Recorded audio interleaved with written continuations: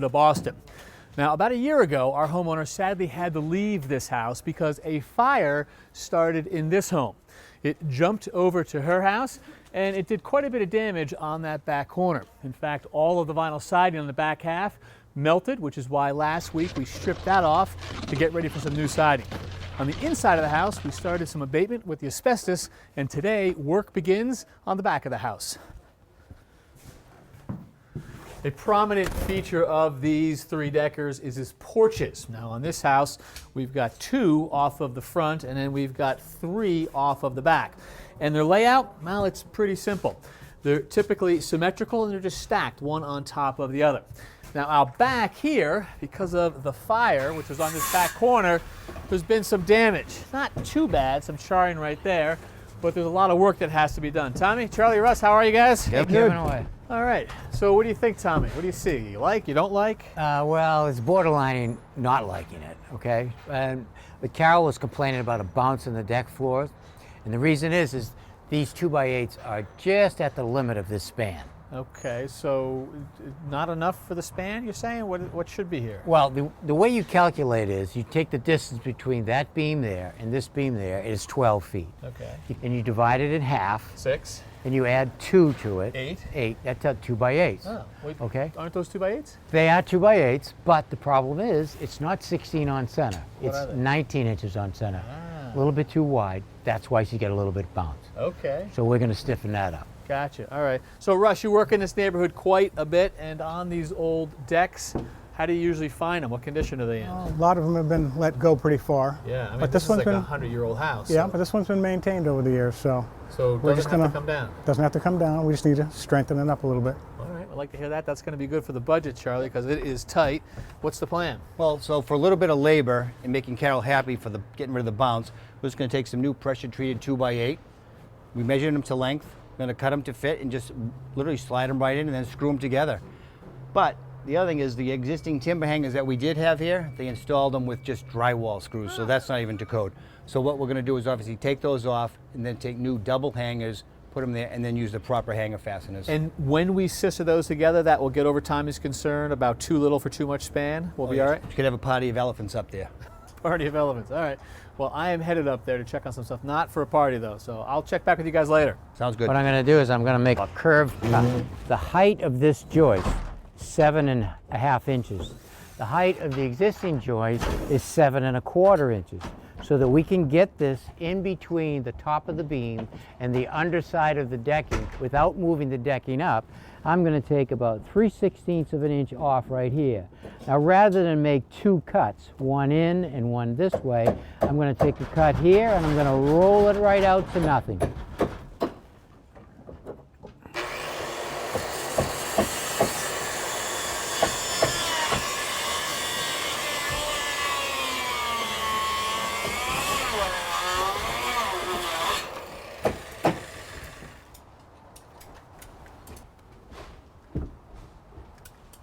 So this is the way it's going to tilt.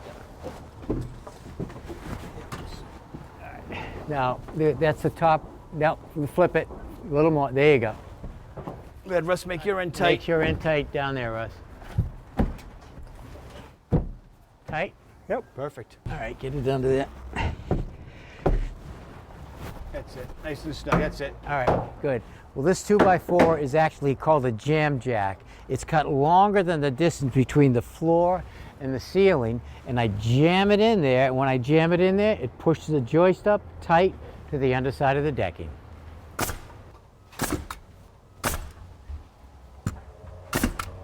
Good? It's all good. Take it out. Tack, we can take it out and move on to the next one.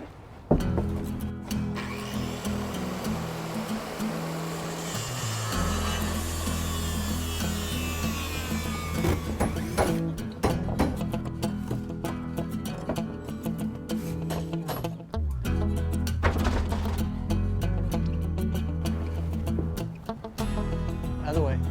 All right, let's go ahead. I get those hangers on down there.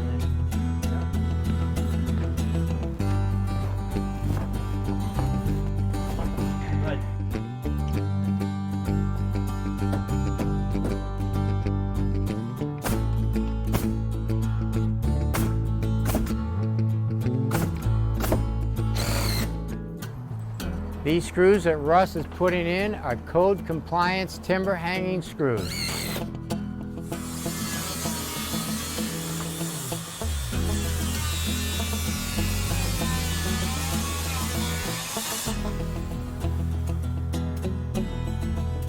All right, let's get this last one in. All right, you ready? Here it comes. Good. Is that me?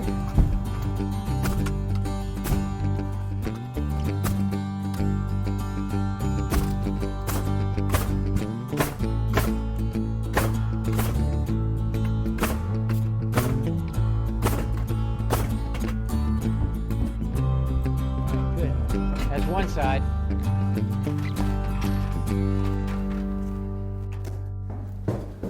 One of the biggest problems with a house fire is the smell. It lingers long after the fire department leaves. Now, in our house, we were pretty lucky. The fire damage wasn't too bad, except for up here on the 3rd floor. So today, we have a unique solution. We are going to freeze out the smell. Hey, Ron, good to see you again. Good to see you too, Kevin. So what are we doing today? We're going to be blasting this fire damage out of here? Exactly. We've got some soot, we've got some char. Ice blasting is the best way to do it. Takes it right off, goes right down to the bare wood, gets all the soot and all that smell out of here. So ice blasting, I've seen you do it before, but that's got to confuse a lot of people. Why dry ice? Well, dry ice is an amazing process because what it is it's solid carbon dioxide about 110 degrees below zero. Yeah. And it comes out in these little pellets, like little rice pellets. It's called rice. You don't want to touch it. It'll burn your hand. It's so cold it burns. But this comes out of there at almost about 1,000 miles an hour, just like a sandblaster. But what it does is it sublimates. It goes right from, it doesn't evaporate, it goes right from a solid into a gas. And what it does is with that kinetic energy of the impact plus the sublimation actually just blows the debris right off of the wood. The soot, even the char that comes off of the wood. So the magic here is that sublimation. You're Yes. taking me back to high school chemistry, I think. There you go. But the fact that it just evaporates, it just disappears. Goes to nothing, right? Right. So if we had been sandblasting, we would have the same effect where we're blasting the char and the soot off, but we'd be left with a pile of sand. Right. And because of this sublimation, it just disappears. There's nothing left. Basically, yes, it's airborne dust. It goes into most of it goes into the negative air machine, and very minimum cleanup when it's all said and done. And I know this sounds like an odd question, but char and soot are different things? Well, the char is like the campfire that you had yesterday. The wood is actually burned. Right. And the soot is just micro dust particles, less than a tenth of a micron, that waft through the whole house and they settle on everything. We've got to get both. We got to get both. Gotcha. Okay. Some of these members may need to be actually replaced because they're too far gone as far as the fire damage goes. And that's going to be up to Charlie's guys to determine what that is. Our job is to get this black soot and the smell out of here. So 2 of your guys are dressed up in protective gear because they're going to be doing the work. You say you've got the negative air machine to pull out what happens after this sublimates. And then the machine itself right here. The dry ice goes right into the hopper, Hopper in there. and it goes right up the blast hose and out through the nozzle. All right, you guys ready to go? We're ready to go. All right, let's get to it.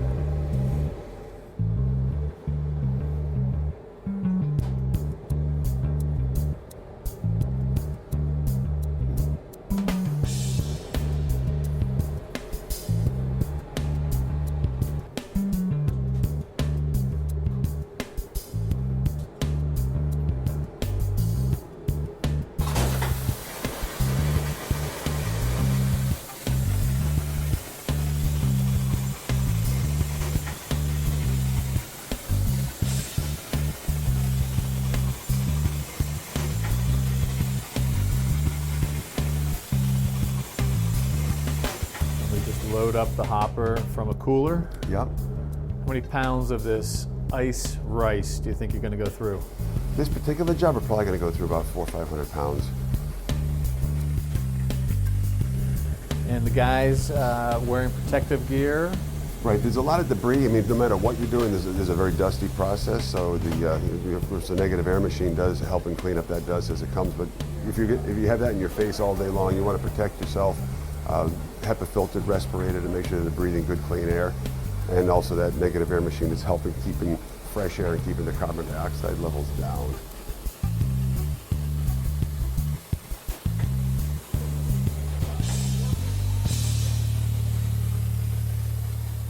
Pretty remarkable, Ron. I mean, good as new.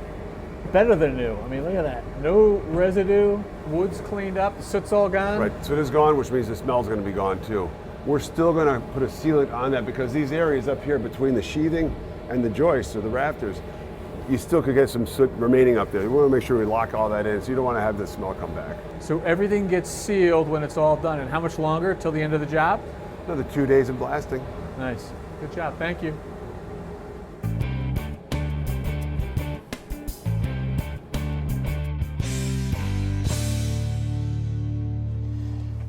All right, the last time we were here, we removed the melted siding on the side of the house from the fire and also all of the siding here. We were about to replace the siding with some new siding, but we ran into a slight problem. What was the problem, Charlie? Well, the problem was the original siding was a 5-inch reveal siding. Yeah. But the real problem was we couldn't get this new material for 10 to 12 weeks. So we don't have the time to wait for that. We don't have the time.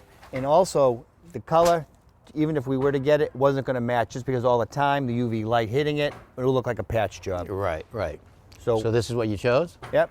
Cal went for the different color. It's a 4-inch reveal. We're able to get it right away, and we're going to get this house done in no time. It's going to be beautiful. So that's nice. And, you know, if you paint your house, you get a chance of changing the color. This way she gets to change the color without painting, and it'll last forever. That's right. And we have G and his crew helping us side this house. Hey, G, so how are you getting started here? Well, the first thing we did was a demolition, Yeah. removing the old siding. And you covered all of this for an air infiltration barrier, house wrap. That's correct. And then we custom bent a piece of aluminum trim. Under here? Oh, Yes, yeah. to That's cover the nice. bottom. And I see it's gray. That's nice. That hides all the old shingles underneath, so when you look up, you don't see them. That's to match the siding. And then the next was the starter strip. I see. And the starter strip right here does a couple of things. It actually gives you a level line, like you say, right? But it gives a place for this first course of the siding to snap in and stay on the wall. That's correct. And then the next we did the vinyl corners. And then we start putting the siding So on. you ready to start the siding right now? Yes, we're ready. All right, let's see him get going. First, we're snapping the first piece of siding, Yeah, right into the starter strip. and it gently touches the outside corner, so we can't have it too tight. Against the outside corner. Yes. Yeah. Now that outside corner has a little J in it like that. That's correct. That's so the siding can go in there, and when it moves, if that opens up at all, you won't see that joint. That's correct. And we are using 2-inch galvanized nails. 2-inch nails, yeah, okay. Yeah, so it's like a long roofing nail. Yeah, so it can catch the frame. Yeah. Yeah, this is an extra long nail because you're, like you say, you have to get through this double layer of siding here to get into the sheathing. That's right, every 16 inches. Every 16 inches.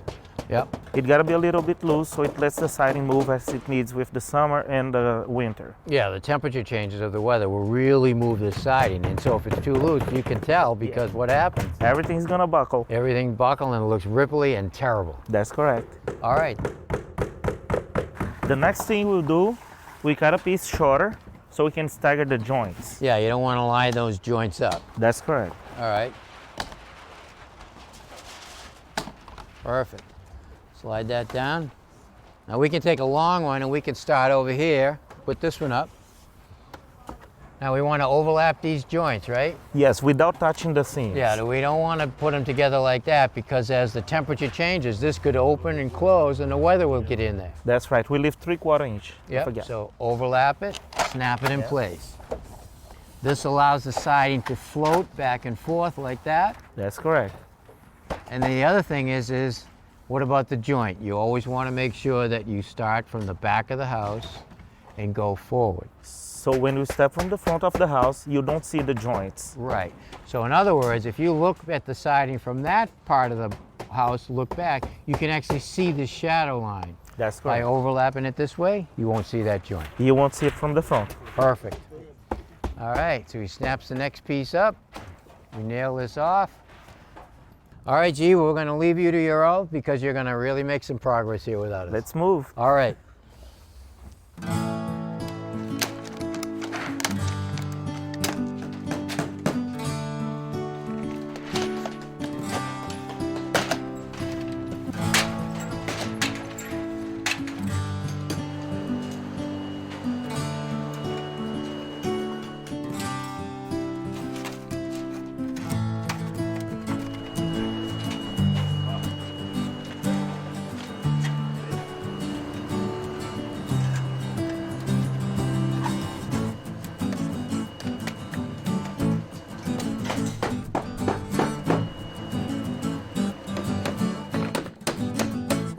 Carol's already picked the color for the siding. Now we're going to talk about all this trim here. Hey, Carol. How are you? Very good. How you doing? So we already talked about the color for all the trim around this house, and you told me some colors that you do not want to see here, right? Right. I don't want to see wild colors like the purple, the pink, and there's some greens I don't like either. Got it, got it. Well, I select 4 different colors for you here. I have a blue, a light gray, a burgundy, and 1 green.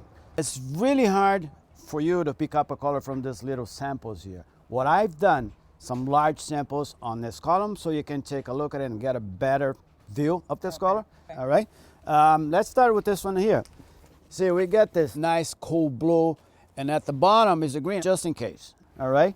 And this is your new siding colors. Let's just get it close together so we can have a better idea Right. how this is going to look like. I So really like the blue. the blue, Yeah. that's a good choice. It's a historical color, goes well with the time, with the age of this house. Right. All right. So I had 2 other colors on the side here. Let's take a look at it. All right, Carol, let's compare colors here. We have your light gray for your siding. Up here, we have the classic burgundy. So, and the bottom is a medium gray, which I think this is gonna look fine as an accent color, as an extra color that we're gonna put around your house. There's a lot of details on this house that I wanna pull that out. Okay. All right, so we're gonna choose one of those 2 colors there. I think I like this one here. With the blue that you like, it's gonna Right. look I really, picked really out good. the blue, so I think that'll look really nice with the blue. I like that. Yeah, the gray. Exactly, that color goes well for accenting this house. Yeah. Next to this color for this the side, I think this one here is a Okay. great one. Yeah, I like that. Let's get it done? Yep. All right, that. let's do it. All right. Carol was living up here on the 3rd floor, but has decided she's going to move down here to the 2nd floor. Fewer stairs, and this is the floor she started living in 40 years ago when she bought the house, so she's sort of coming home. So, Russ, a couple changes that we're going to make for her, or what? Yes, we're going to open up the wall in the back there, make some room for laundry. Where does she want the laundry equipment? Far room? In the far room, yep, in Gotcha, the back. okay. And then we're going to dress this wet wall between the kitchen and the bath. When you say address, it needs addressing. Yes, it does. It's ready, and rebuild the walls so we can put the new kitchen cabinets here. They'll be firmly mounted, and then vanity in the bathroom. All right, so demo and then rebuild. That's right. So what do you want to do? You want to keep the existing top plate? That's correct. How about this far left stud? Keep? Yes, we'll keep that. Gone, gone, gone. Far right stud? We'll take it out to the far right side. All right, you get the sawzall. I'll work down here.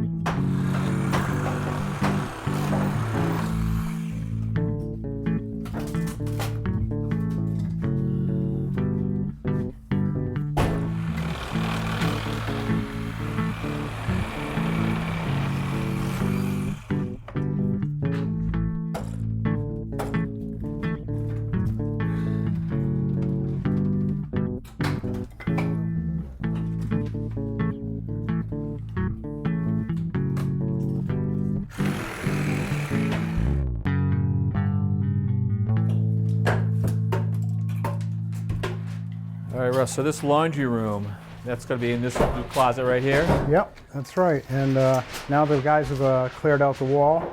We've allows us to utilize this extra space here. About 10 inches of dead space in there. So tub used to come to here? That's correct. And now we can bring the wall right to there and bring our stackable laundry right up against the wall. Yeah, why not, right? Okay. So I guess we're to rebuilding now. Got it? 106 1/4.